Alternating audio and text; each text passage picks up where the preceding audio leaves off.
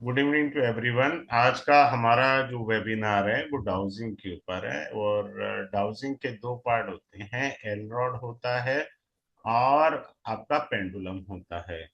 अब एलरॉड और पेंडुलम को सबसे पहले समझ लेते हैं बहुत कि ये करते क्या हैं। इसको हम ये कह सकते हैं, नोइंग इज अननोन, यानी किसी भी अनजान चीज के बारे में जानना। उसको हम जो है वो डाउजिंग के बारे में, डाउजिंग के द्वारा सीखते हैं।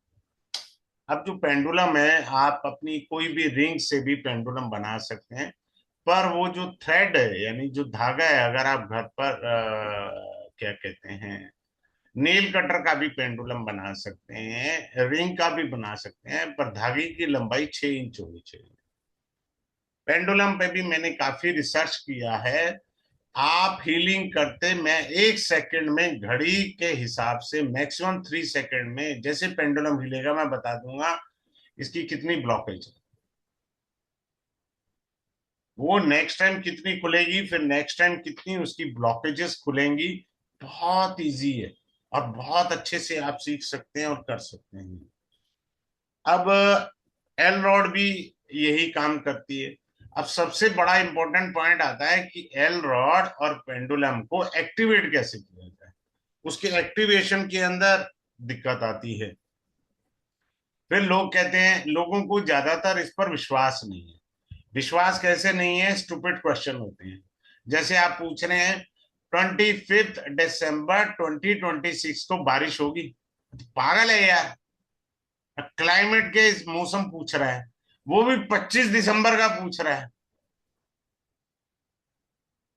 देश काल परिस्थिति के हिसाब से अलग आएगा ना मीनिंग उसका, क्लाइमेट में क्या चेंज आ गया। आप अगर ऐसे स्टूपिड क्वेश्चन पूछोगे, 110% गलत आंसर आएगा। अब मैं आपको एक शानदार चीज सिखाता हूँ क्यों गलत आंसर आते हैं। आइए, अब इस चीज को समझिए कैसे गलत आंसर आते हैं।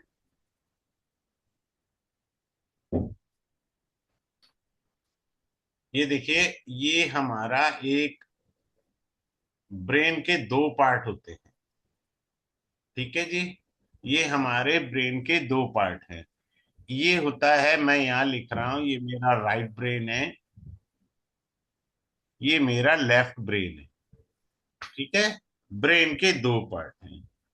अब याद रखिए, जब भी क्वेश्चन आइदर फ्रॉम एलरॉड या पेंडुलम से आप पूछ रहे हैं, तब आपका राइट ब्रेन एक्टिवेट होना चाहिए। आंसर आपको जो आएगा वो लेफ्ट ब्रेन से आना।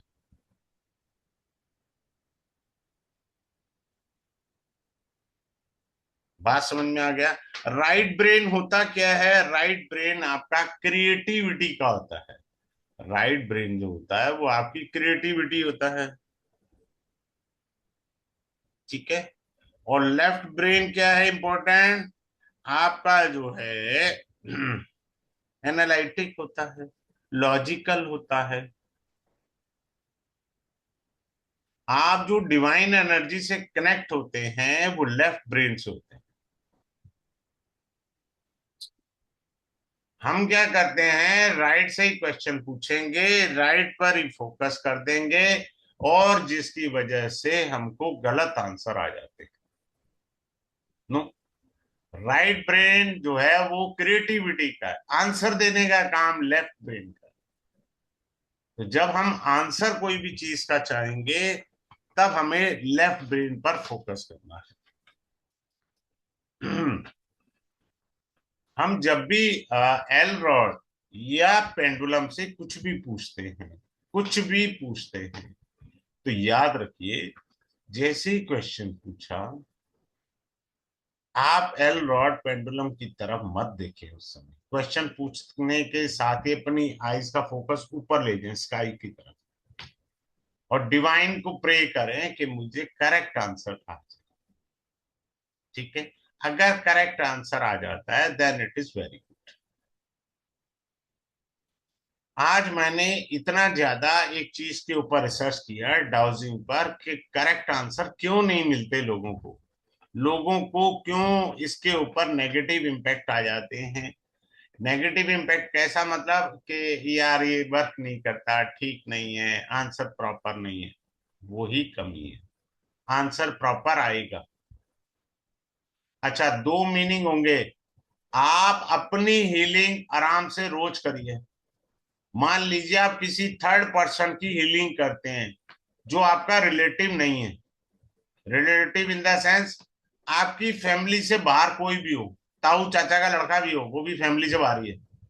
ये मान के चलिए आज की तारीख में, अगर आपने किसी क्लाइंट की हीलिंग करी और अपनी प्रोटेक्शन नहीं रखी, तो वो हीलिंग फायर खोल देगी आपको। बता रहा हूं आपको, वो हीलिंग आपको फायर खोल देगी। तो मैंने जो अभी डीप रिसर्च करी कि लेफ्ट ब्रेन राइट ब्रेन कैसे एक्टिवेट होता है, किस तरीके से काम करता है, वही चीज आपको सिखा। ठीक है ना। तो हमारे को इन चीजों के ऊपर ज्यादा फोकस करना है। अब आता है नामकरण कैसे करना है। नामकरण के भी देयर आर टू स्टेप्स।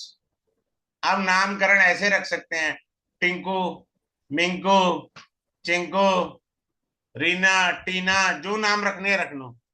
तब आपकी कमांड बहुत स्ट्रांग होनी चाहिए। Rinku, give me the answer. तब आपकी जो कमांड है वो बड़ी स्ट्रांग होनी चाहिए। पर लोग क्या करते हैं, भगवान के नाम पर अपने डाउजिंग का, यानी एल रॉड का, पेंडुलम का नाम रख देते हैं। अब आपकी कमांड रिक्वेस्ट फॉर्म में होगी, बहुत ही आदर भाव वाली कमांड होगी। चिंकू मिंकू टिंकू वाली कमांड नहीं अब आप दे सकते। यदि आप उसके नाम चिंकू मिंकू टिंकू रखते हैं तो कमांड बड़ी जबरदस्त होनी चाहिए आपकी, बिना कमांड के नहीं। मैं कोशिश ये करता हूं कि आधे घंटे के अंदर आपका एल रॉड, आपका पेंडुलम एक्टिवेट हो जाए। अगर आधे घंटे में नहीं होता तो मैं तो अपनी कमी ढूंढता हूँ। सिंपल सी बात है। आपका आधे घंटे क्या, एक मिनट में भी अगर आप कनेक्ट करना चाहें तो हो जाएगा आपका एल रॉड और पेंडुलम। हमारे को फाइनेंशियल क्रंच सबसे ज्यादा होते हैं। फाइनेंशियल क्रंच का कारक दो ग्रह होते हैं। देखिए, अब मैं बताता हूं आपको। हमारा कैरियर और फाइनेंस, ये जो मेन प्रॉब्लम आती है, ये मेन प्रॉब्लम आती है रूट चक्रा से। और इस रूट चक्रा के दो प्लेनेट होते हैं, one is Mars, second is Saturn. Mars represent for the energy, Saturn represent the Karma. तो क्या है कि जब हम रूट चक्रा को हील करेंगे, इसको क्या करेंगे, हील करेंगे। किससे हील करेंगे, पेंडुलम से। हील करने से, अगर आपने अपना रूट चक्रा कॉन्टिन्यूस 21 डेज पर हील कर दिया without missing a single day, भाई साहब आपका कैरियर और फाइनेंस बहुत अच्छा हो जाएगा। ये एश्योरिटी मैं आपको दे सकता हूँ। आपका फाइनेंस और आपका कैरियर बहुत अच्छा हो जाएगा। अब क्या होता है, अब मैं आपको एक सबसे अच्छी चीज बताने जा रहा हूं। प्लीज आप अपने बारे में चेक करिए और अपनी फैमिली में भी चेक करिए। क्या चेक करिए, यहाँ इस हिस्से को कोई नहीं छूता। कौन से हिस्से को नहीं छूता, देखिए मैं सिखाता हूँ आपको। ये हिस्से को कोई नहीं छूता। ये देखिए,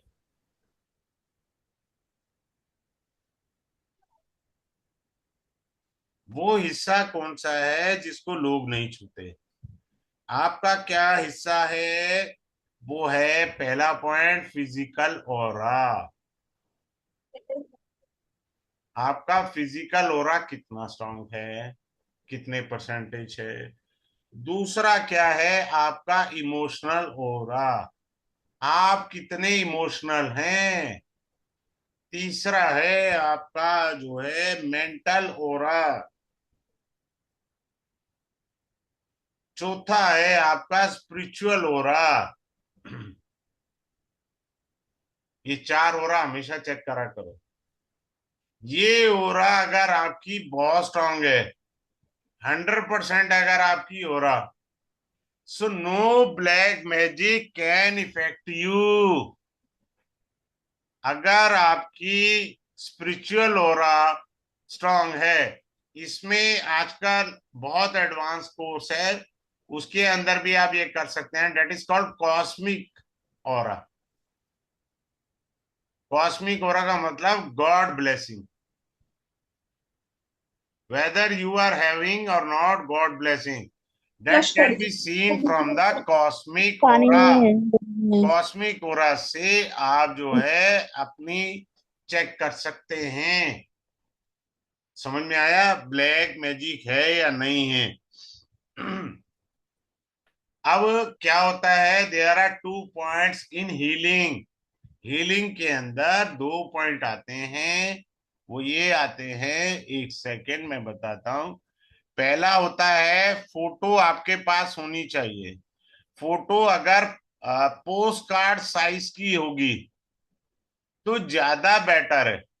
post card size photo, if you have a post card photo, that is the best one.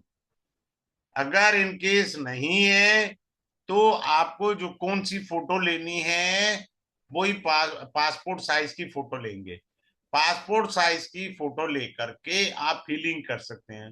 Late assume you don't have a photo with you, then write down name of a person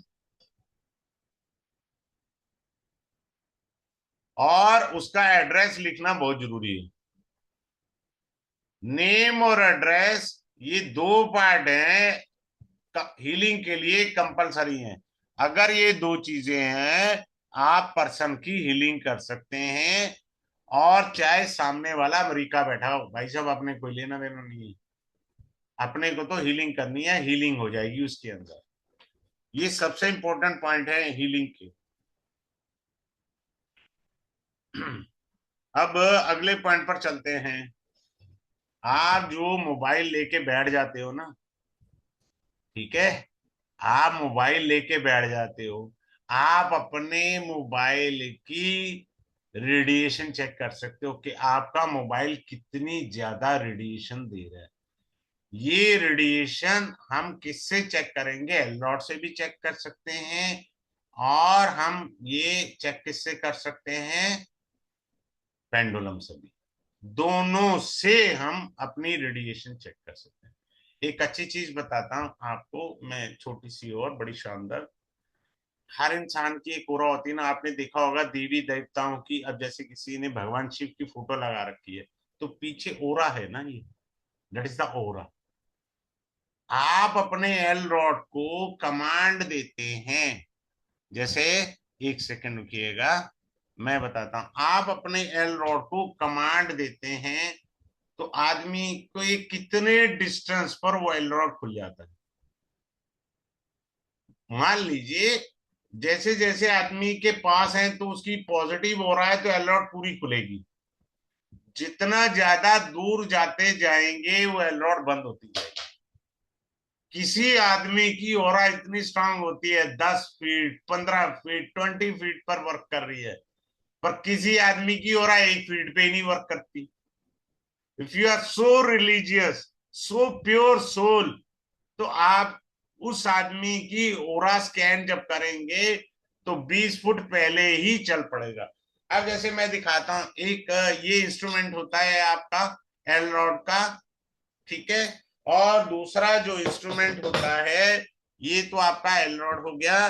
दूसरा आपका ये आता है pendulum form के अंदर, ठीक है। Brass और कॉपर के ही लेने चाहिए, दूसरे कोई भी नहीं लेने चाहिए।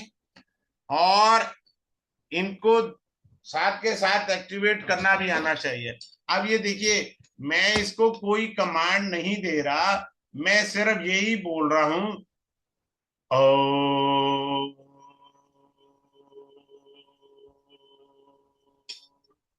ये आ गया मेरे पास। मैंने सिर्फ ओम शब्द बोला और ये अपने आप जो है 100% ओपन हो गया, सिर्फ ओम शब्द बोलने मात्र से। ओम शब्द बोलने मात्र से अगर ये 100% खुला है, तो आपकी कॉस्मिक ओरा, आपकी spiritual aura should be very strong. अगर ये स्ट्रांग होगी, अपने आप खुल जाएगा, बात खत्म हो गई ना। आप अपनी स्पिरिचुअल और कॉस्मिक ओरा को स्ट्रांग रखिए, क्योंकि कॉस्मिक और स्पिरिचुअल ओरा स्ट्रांग रखने से आप अपने क्लाइंट की जब हीलिंग करेंगे तो आप पर उसके साइड इफेक्ट नहीं आएंगे। मैं पहले बता रहा हूं, नहीं तो साइड इफेक्ट बहुत सारे आ जाएंगे आपके ऊपर, और वो इतना पेन देंगे जिसका कोई हिसाब नहीं है। अब बहुत सारे लोगों की आजकल सेक्स लाइफ खराब है, यानी मैरिड लाइफ खराब है, तो बट नेचुरल है उनका सैक्रल चक्रा खराब होगा। हम कुंडली पर भी आ रहा हूं, अब मैं एस्ट्रोलॉजिकली भी आ रहा हूं। हम कुंडली पर जाते हैं, जब हमें दिखा कि जातक का, अब हम देखिए, दो चीजें सिखा रहा हूं मैं, जब क्लास में पढ़ाऊंगा तो दो एंगल से है। पहले बिना कुंडली देखे, क्या जातक का 7th हाउस डैमेज है, एलरॉड बता देगा यस और नो। ठीक है, अब हमें उसके आंसर ढूंढने हैं कि किस एंगल से हमारी मैरिज लाइफ खराब है, क्या सेक्स लाइफ की वजह से मैरिड लाइफ खराब है, तो हमें सैक्रल चक्रा की हीलिंग करनी पड़ेगी। जैसे ही हम सैक्रल चक्रा की हीलिंग कर देंगे, उसकी मैरिड लाइफ ठीक हो जाएगी। अब हम यहां तक चेक करेंगे, क्या क्लास में सीखेंगे, वो ये सीखेंगे, क्या जातक का जुपिटर रेट्रोग्रेड है, एलरोड बता देगा हाँ या नहीं। क्या जुपिटर जो कुंडली में वक्री है, क्या वो जातक को पॉजिटिव रिजल्ट दे रहा है? नहीं दे रहा, तो उसकी रेमेडी करनी पड़ेगी। रेमेडी आप पूछिए एलरॉड से। रेमेडी क्या, अब से अब एक एग्जाम्पल देकर के मैं आपको बताना चाहूंगा कि क्या गुरु स्तोत्रम पाठ पढ़ने से ये इसका गुरु वक्री का दोष चला जाएगा? अगर एलरॉड ने यस कह दिया तो हो गया ना, आपको आंसर आ गया कि आप प्रॉपर डायरेक्शन वाली रेमेडी कर रहे हैं। देखो, रेमेडी सारे बता रहे हैं, बहुत हजारों रेमेडी आपको मिल जाएंगी। कहां पर? नेट के ऊपर हजारों टाइप की रेमेडी मिल जाएंगी नेट के ऊपर। पर आपको एक्यूरेट और करेक्ट रेमेडी चाहिए, तो उसके लिए फिर एलरॉड ही आपको हेल्प कर सकते। समझ में आ गया? देश काल परिस्थिति से। अब अगले पॉइंट के ऊपर आते हैं और इसे आगे लेकर के चलते हैं।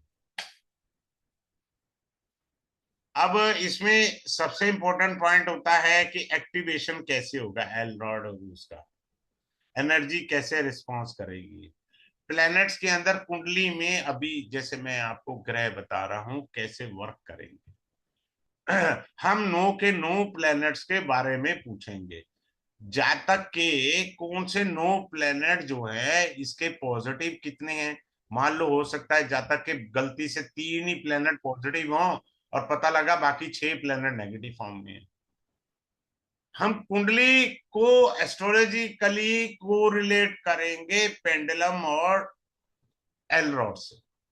अब आपकी किसी भी ग्रह की दशा चल रही है, आप समझ रहे हैं, किसी भी ग्रह की दशा चल रही है, मान लो आपकी सैटर्न की दशा चल रही है, हम एल रॉड से सैटर्न की दशा का पूछेंगे कि ये दशा कितने परसेंट पॉजिटिव रिजल्ट दे रही है। समझ में आया? फिर अलग से पूछेंगे कितने परसेंट नेगेटिव रिजल्ट दे रही है। देखो, पॉजिटिव जो होती है वो भी 100% होती है, नेगेटिव जो एनर्जी होती है वो भी 100% होती है। हम गलती कहाँ करते हैं, जब हम ये कहते हैं कि पॉजिटिव एनर्जी 80% है, अपने आप डिसीजन ले लेते हैं जी नेगेटिव एनर्जी तो 20% होगी। ये किसने आपसे कहा? एनर्जी फॉर्म है वो भी, नेगेटिव भी अपने आप में 100%। आप नेगेटिव एनर्जी चेक कर रहे हैं, अब नेगेटिव एनर्जी ने कहीं गलती से ये कह दिया कि 60% नेगेटिव है, तो नेगेटिविटी का अपना अलग प्रभाव है 60%, और पॉजिटिव एनर्जी का 80% प्रभाव है। हम गलती कहाँ कर देते हैं, हमने कहा जी निकाल लिया जी आपकी पॉजिटिव एनर्जी तो 80% है, नेगेटिव 20 है। ये कौन सी अकल वाली बात है, नॉनसेंस है ये। जिस प्रकार सात्विक विद्या है, ऐसे ही असात्विक विद्या पैरेलल है, तो दोनों विद्याएं पैरेलल चलती है। तो हमें डिफरेंस करना चाहिए विद्याओं के अंदर, ऐसा नहीं करना है हमारे को। अब हम प्लेनेट की जो एमडी है, एडी है, पीडी है, हम जब क्लास में पढ़ेंगे पहले 9 प्लैनेट्स को डिस्टिंग्विश करेंगे पॉजिटिव और नेगेटिव के अंदर, फिर दशाओं को पॉजिटिव नेगेटिव में हम करेंगे। जब दशा का पॉजिटिव और नेगेटिव पार्ट कर लेंगे, फिर उसके बाद हमारा पार्ट बनेगा रेमेडी का। रेमेडी कैसे वर्क करती है वो चीज है। मैंने हाल ही में आज ही के दिन मैंने एक रिसर्च करी है, जितने मर्जी धुरंधर टीचर हों, चैलेंज नहीं है पर इनडायरेक्ट भी है, एक ऐसी टेक्निक मैंने डेवलप करी है कि 1 मिनट में डाउजिंग को फेल भी कर सकता हूं। लेकिन वो होती कैसे है उस पर रिसर्च करी और वो मुझे पता लगा आज। कल से मैं उस पर प्रैक्टिस कर रहा था और आज जाके मैं फाइनल डिसीजन पर पहुंचा ये गलती कहाँ आएगी, और वही टेक्निक आपको हैंड ओवर कर दूंगा मैं। किस तरीके से हमें मालूम पड़ता है कि ये गलती हो रही है या नहीं हो रही, यूनिवर्स हमें पॉजिटिव आंसर दे रही है या नहीं दे रही। और हम इससे बहुत बेनिफिट ले सकते हैं। अब हमें क्या होता है कि मान लीजिए आपकी सैटर्न की दशा है, ठीक है जी, किसी ने कह दिया ये वाला उपाय करो वो वाला उपाय करो, आपने डाउजिंग की मदद से, यानी एलरॉड और पेंडुलम दोनों से पूछना है। अगर एक से भी पूछते हैं तो बात कोई दिक्कत नहीं है, बट मैं हमेशा क्रॉस एग्जामिनेशन में रहता हूं। अगर आप शनि की रेमेडी पूछ रहे हैं, अब आपने यूट्यूब पर वीडियो देखी, इंस्टाग्राम पर देखी कि शनि का तेल का दान करने से, ऑयल का दान करने से आपको पॉजिटिव मिल जाएगा। भैया उल जुलून कोई रेमेडी मत करना, वो 99.9% फायर खोलती है। हमको वही रेमेडी करनी है जो वर्क करती है। जो रेमेडी वर्क ही नहीं करती वो हमें नहीं करनी है। अब हमने उनसे पूछा सैटर्न के कि क्या मुझे, पहले सिंपल रेमेडी पूछा करो, खाम खा की लंबी चौड़ी रेमेडी मत पूछा करो।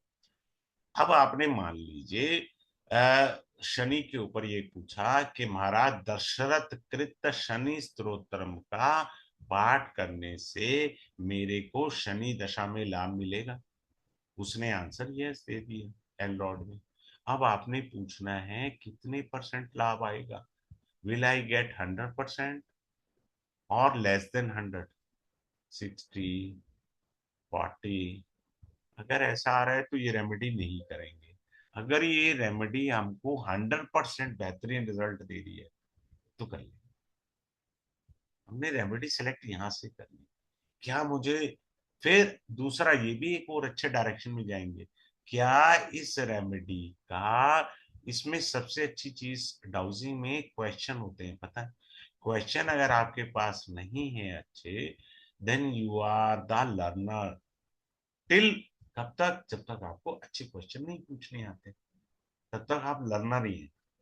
इस रेमेडी का इफेक्ट क्या मुझे 5 डेज के बाद मिलना शुरू हो जाएगा, after 5 days? Dowsing answer yes they रही है तो बल्ले बल्ले आपकी, आपका भटकाव बंद हो गया। फिर ये प्लेनेटरी और कुंडली का को रिलेशन में बड़ी बारीकी से आपको सिखाऊंगा। फिर हम कलर थेरेपी करेंगे, जितने भी कलर हैं, ठीक है, उसमें हम एलरॉड से पूछेंगे क्या रेड कलर मेरे लिए अच्छा है, क्या ग्रीन कलर मेरे लिए अच्छा है, क्या येलो कलर मेरे लिए अच्छा है, कौन सा कलर मेरे लिए अच्छा है। और कौन सा कलर अच्छा नहीं है। आप उससे बस ये पूछ लिया कलर आपने। अब आपको उसने रेड पॉजिटिव का और ग्रीन भी पॉजिटिव का मान करके चलो। अब ये रेड कितने परसेंट आपका पॉजिटिव है, कितने परसेंट, 100% है। आपने किसी मीटिंग में जाना है, किसी इंटरव्यू पर जाना है, तो आप उससे पूछिए क्या मैं ग्रीन शर्ट पहन के जाऊंगा तो इंटरव्यू में सक्सेसफुल हो जाऊंगा। यस कह रहा है तो पहन लीजिए। आप येलो पहन के चले गए अपनी मर्जी से, आपने कुंडली के गोचर जो भी है कॉम्बिनेशन देखे, दैट इज गुड ना, देखिए ना, मना किसने किया।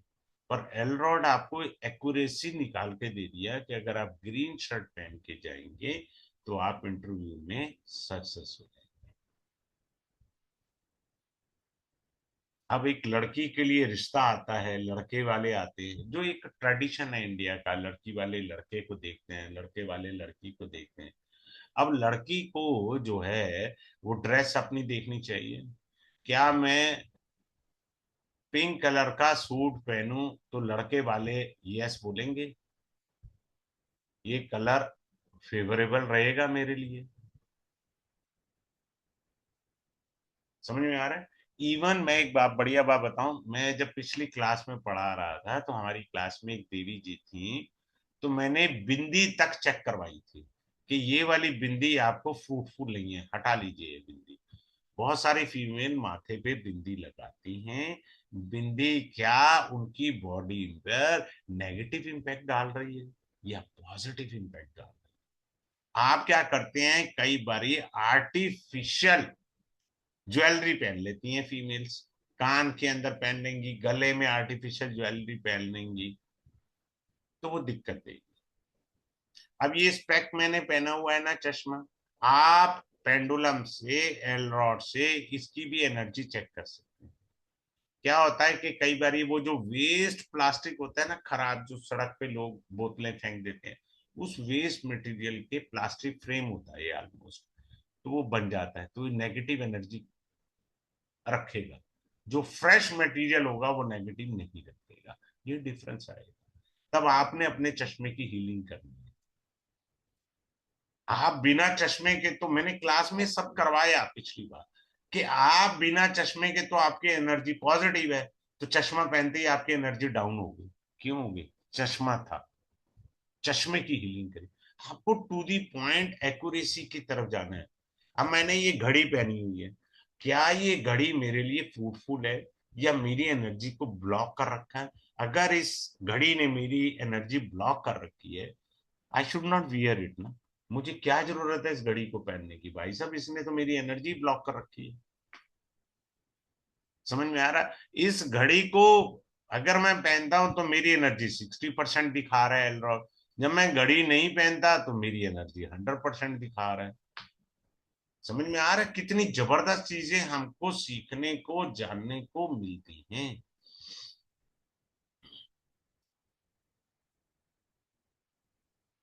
अब अगले पॉइंट पर चलते हैं, अगले पॉइंट को सीखेंगे। एक सेकंड, इसको मैं मिटा देता हूं। हाँ जी। अब आप देखिए, इसमें हम न्यूमरोलॉजी सीखेंगे, न्यूमरोलॉजी का पार्ट सीखेंगे।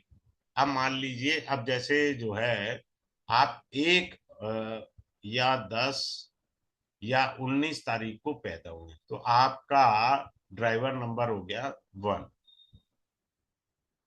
अब आप पेंडुलम से या एल रॉड से पूछेंगे क्या 1 से लेके 9 नंबर तक कि आपको किससे फ्रेंडशिप करनी चाहिए। आजकल की जो यंग जनरेशन है, गर्लफ्रेंड बॉयफ्रेंड का चक्कर।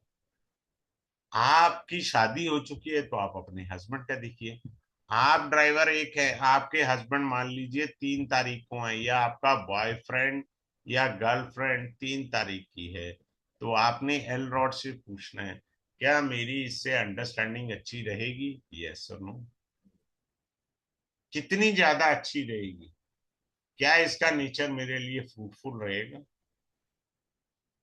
अब 3 नंबर वाले पैदाइशी टीचर होते हैं न्यूमरोलॉजी में, गाइडेंस इनका गुण धर्म होता है। ठीक है, मान लीजिए आपका हस्बैंड, आपका बॉयफ्रेंड, आपकी गर्लफ्रेंड, भैया वाइफ भूल गया, सॉरी, वाइफ भी हो सकती है किसी की। तो इसकी गाइडेंस मेरे लिए यूजफुल रहेगी, एलरोड बता देगा हाँ, तब आप उसकी गाइडेंस लिया करो ना। क्या दिक्कत है यार, जिंदगी में आगे बढ़ना है तो वाइफ की गाइडेंस मिले, हस्बैंड की मिले, बॉयफ्रेंड गर्लफ्रेंड, किसी की भी गाइडेंस मिलनी चाहिए। आपको जिंदगी में आगे बढ़ना है, गाइडेंस मेरे लिए फ्रूटफुल रहेगी। बारीकी से बारीकी चीज पर जाएंगे, जब तक हम बारीक चीज पर नहीं जाएंगे हम गलत दिशा में जा रहे हैं। सिंपल सी बात है। अब हमारे को पता है एक का एंटी नंबर 8 होता है। अब एल लॉर्ड से पूछिए, एल लॉर्ड मना कर देगा कि हाँ ये आपके लिए दोस्त अच्छा नहीं, तब आप पूछते हैं कितना नहीं है, 100% नहीं है, 40 नहीं है, कितना है। उस हिसाब से सामने अपने फ्रेंड से डील करें ताकि आपका झगड़ा ही ना हो। एक बढ़िया बात बता देता हूं मैं आपको, जितनी बढ़िया गाइडेंस 8 वाला दे सकता है, 8 वाले की गाइडेंस नहीं होती, याद रखना, 8 वाले की जजमेंट होती है। गाइडेंस सारे देंगे पर 8 वाला जजमेंट देता है। अगर आपका चाहे ड्राइवर 1 नंबर है, आपका दोस्त 8 वाला है, उससे गाइडेंस जरूर लेना। माना आपसे नहीं बनती, याद रखना, उसकी गाइडेंस नहीं है, वो जजमेंट देगा आपको फाइनल, और वो जिंदगी में बहुत काम आएगी। ये पता ही नहीं लोगों को, गलत दिशा में जाते हैं। अजी 8 नंबर है एक का, एंटी है, ले ले भैया तू एंटी में ही घूमता रहे। जब मैं न्यूमरोलॉजी पढ़ाता हूँ तो इन डिफरेंट वे आउट में पढ़ाता हूँ, फालतू की थ्योरी पर नहीं मैं चलता। अब ये सारी हम जो चीजें देखेंगे, कलर का हो गया, फेवरेबल कलर है, नेगेटिव एनर्जी डिटेक्शन। अब आप फंक्शन पर जाते हैं, नजर लग जाती है, ठीक है ना। अब वो नेगेटिव एनर्जी जो आपको लगी है, उसका क्या करना है, वो नजर उतारनी है, वो सिखाएंगे आपको। ब्लैक मैजिक, नेगेटिव एनर्जी, ये बहुत इंपॉर्टेंट चैप्टर है आज की तारीख। ब्लैक मैजिक और नेगेटिव एनर्जीज, ये आपकी लाइफ को स्पॉइल कर सकती है, लाइफ को स्पॉइल कर सकती है ब्लैक मैजिक। मैं केरल की एस्ट्रोलॉजी पढ़ाता हूँ, तमिलनाडु की, उसमें सूत्र होता है मांदी एंड राहु, ये सबसे डेंजरस कॉम्बिनेशन होता है if they are very closely conjunct in the degree itself. यहाँ मैं थोड़ा डिफरेंट बता, दो एंगल से समझा देता हूँ। Mandi and Rahu, let assume Mandi is on 9 degree and Rahu is on 11 degree. So they are very closely conjunct in your chart. But when they are sitting in the Lagna itself, right?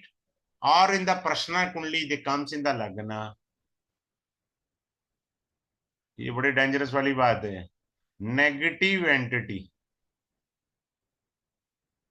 कोई प्रेत बाधा दोषम है, आपको कोई प्रेत बाधा ने प्रभावित किया हुआ, रिमूव दैट प्रेत बाधा फ्रॉम योर बॉडी।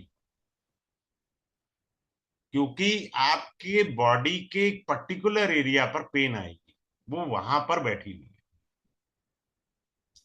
तो ये चीज एस्ट्रोलॉजिकली तो मालूम पड़ गई हमारे को, बट हमको भैया उसका क्रॉस चेक भी तो कराना हमने, किससे, एलरॉड और पेंडुलम से बाबा, डाउजिंग से।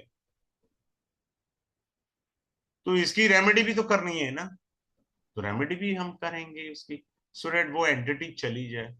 लोगों के घरों में भी एंटिटीज होती हैं, धरती पर ऐसी कोई जगह नहीं है जहां एंटिटी ना हो। मंदिर में भी होती है, हर एक आदमी के घर में भी होती है, पर वो नुकसान नहीं करती। जो नुकसान करने वाली नेगेटिव एनर्जी होती है, आप पाएंगे घर का कोई पर्टिकुलर एरिया में ठंडक ज्यादा होगी। आदमी मृत्यु के बाद बॉडी ठंडी हो जाती है, ठंडक ज्यादा।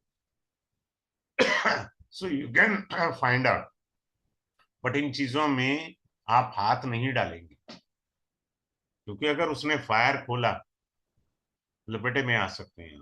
सो I give you all kind of a प्रेत बाधा, ठीक है ना। मेरे पास एक चार्ट था, Mandi plus Rahu in the same degree भाई साहब इन द लगना। जातक के जन्म से पहले माता के गर्भ में प्रेत आत्मा घुस चुकी थी और वो जातक के शरीर के साथ रही 60 ईयर तक। फिर वो चली गई आफ्टर द रेमेडी। जातक को पता ही नहीं चला।